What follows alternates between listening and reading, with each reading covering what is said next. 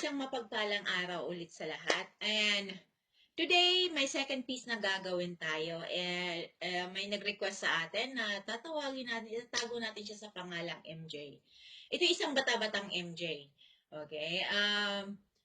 Na gumawa siya ng isang tula. And sinabi niya sa akin that kung pwede ko ba daw bigyan ng buhay yung ginawa niya. So, here we go. Gagawin natin ang makakaya natin kung hanggang saan at hope na mabigyan natin ng hustisya yung likha ni MJ. Baga dinagdagan na lang natin ng mga spices yung ginawa niya and hope na magkaroon ng hustisya ang lahat. Okay, ang likhang ito ay papamagatan natin ulit ng Wag Ako. Para, bababa na ako. Tama, tama. Hanggang dito na lang talaga ako. Pinilit kong ilihim ang sakit. Pinilit kong sarilinin ang pait.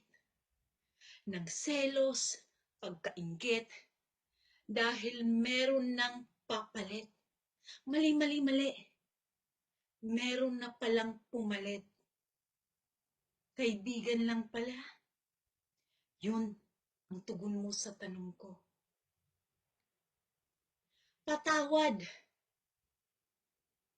Nung nakita kong mas kaya kanyang pasayahin. Patawad dahil kinakailangan kong sumuko sa pag-ibig na to. Dahil alam kong ako na ang talo.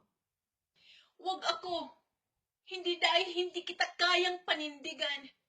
Wag ako. Hindi dahil hindi kita kayang ipaglaban. Wag ako. Hindi dahil ako ang sumuko at nang iwan. Wag ako. Dahil ayaw ko nang mawasak muli. Ayaw ko nang umiyak sa paraan dahil sa kinaya ko. Kaya mahal, pakiusap ko sa'yo, kung magmamahal kang muli, wag ako. Wag ako.